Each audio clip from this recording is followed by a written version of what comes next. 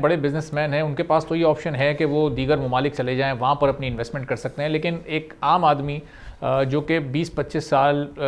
पैसे जोड़कर और अपनी ज़िंदगी भर की जमा पूंजी से वो एक ही बार घर ख़रीदता है, अब उस पर इसके कितने मनफी असरात मुरतब हो सकते हैं, वो अपने उस फैसले में कितना पीछे जा सकता है, उस पर क्या असरात होंगे इसके?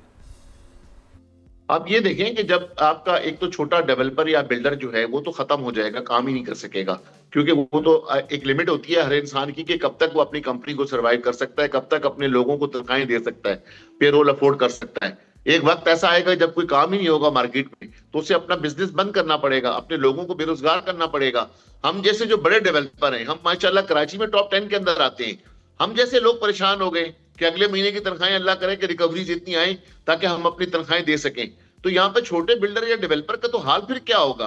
कि जिनके जैसे हमारे 10-10 प्रोजेक्ट एट अ टाइम चलते हैं, हम लोग इस वक्त इतने परेशान हैं, तो बाकी जो बेचारे एक प्रोजेक्ट लेके चल रहे हैं, छोटे छोटे काम चल रहे हैं, लेकिन वो कई लोगों को रोजगार तो दिया हुआ है, इकोनॉमी में अपना रोल तो अदा कर रहे हैं कम से कम, लेकिन वो तो बेचारे बिल्कुल ही कोलैप्स हो जाएंगे। वो तो खुद उनका अपना बिजनेस बंद हो जाएगा, खुद जितने भी लोग उनके पास काम कर रहे हैं बंद हो जाएंगे, उनके पास जो आपकी जो स्किल्ड वर्कर्स हैं वो खत्म हो जाएंगे। आपके इल्म के अंदर होगा कि आफ्टर एग्रीकल्चर जो है तो ये